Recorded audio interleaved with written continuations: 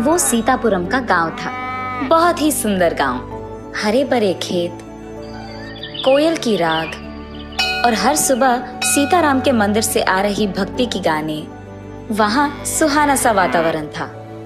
उसी गांव के रंगैया और लक्ष्मी का इकलौता बेटा राम बहुत अच्छा बच्चा था। वो बड़ों का बहुत गौरव करता था। राम हर रोज सुबह जल्दी उठकर उसके पिता के साथ जंगल जाकर लकड़ियां लेके आता था। बेटा राम, चलें?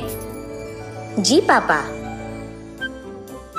जंगल से लौटने के बाद राम नहाकर पाठशाला के लिए तैयार होता था।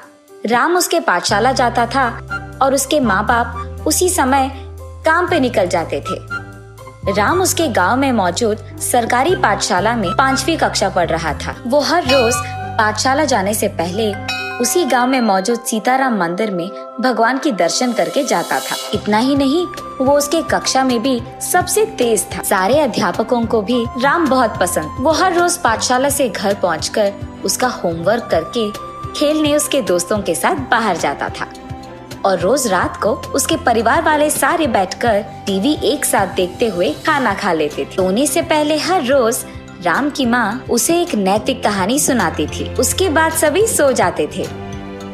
राम के घर के सामने एक दिन किराए पे रहीम और उसकी माँ रेशमा आते हैं। रहीम के पिता का उसके बचपन में ही देहांत हो गया था और रहीम को उसके माँ ने लाडों से पाला था। रहीम बहुत होशियार था और उसको अपनी माँ से बहुत प्यार था। वो बचपन से ही अपनी माँ की हर बात सुनता था। माँ को वो बहुत अच्छी तरह समझता था। राम की माँ एक दिन रहीम की माँ के पास जाकर उनसे बात करने लगती है।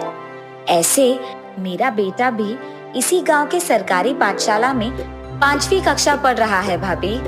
अरे वाह भाभी, मेरा भी बेटा राम उसी पाठशाला की उसी कक्षा में पढ़ रहा है।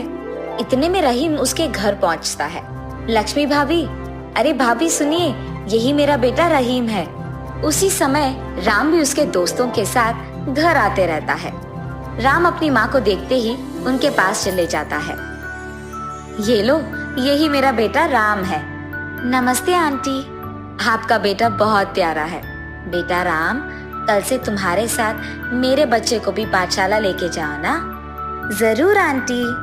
अगले दिन पाठशाला को जाने से पहले राम रहीम के घर जाकर, रहीम पाठशाला जाना है, चलो। आया राम। ऐसे वो दोनों स्कूल के लिए निकल जाते हैं।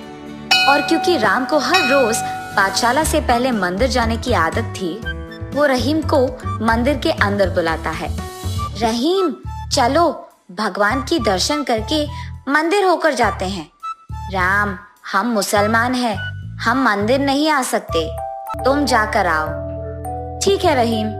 ये कहकर राम मंदिर के अंदर जाकर भगवान के दर्शन करके बाहर आता है। उसके बाद वो दोनों पाठशाला चले जाते हैं। रहीम पाठशाला में भी राम के बगल में बैठता है। राम रहीम दोनों स्कूल में अच्छा पढ़ाई करते हैं। दोनों की मार्क्स अच्छी आती थी। ऐसे ही धीरे धीरे राम रहीम दोनों बहुत अच्छे दोस्त बन जाते हैं। हर रोज मिलकर स्कूल जाना, साथ ही खेलना, ऐसे दोनों बहुत अच्छे दोस्त बन जाते हैं। राम के माता पिता भी रहीम का बहुत अच्छा ख्याल रखते हैं। राम की माँ रहीम को खुद अपने हाथों से खिलाती थी। ऐसे कुछ दिन बीत जाते हैं। ऐसे ही एक दिन जब राम पाठशाला से पहले मंदिर जा रहा था, उसे अचानक एक प्रश्न सूझता है। रहीम मंदिर क्यों नहीं आता है? तब राम रहीम से ऐसे पूछता है, रहीम तुम मंदिर क्यों नहीं आते हो? क्योंकि हम मुसलमान हैं राम, तुम्हारे मंदिर को हम नहीं आ सकते हैं। और ये बात छोटे राम को समझ में नहीं आता। उसे हर हाल में रहीम को मंदिर के अंदर लेके ही जाना था। इसीलिए वो रहीम का हाथ पकड़कर उसे मंदिर के अंदर खींचता है। दोनों भगवान के पास जाते हैं। वहाँ मौजूद पंडित रहीम को देख ऐसे कहते हैं, अरे ये क्या है राम, इसको यहाँ लाए हो? ये तो मुसलमान है। पंडित जी, हम मुसलमान को मंदिर के अंदर नहीं लेके आ सकते हैं। ऐसा नहीं है राम, हमारे पाठशाला में अध्यापक ने कहा है कि भारत देश में सभी एक है, कोई भेदभाव नहीं है। वो सब पढ़ाई के लिए होता है राम।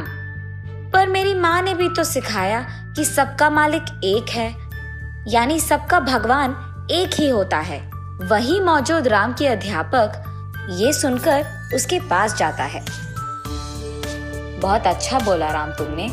पंडित जी, ये सब तो हमें बच्चों को सिखाना है।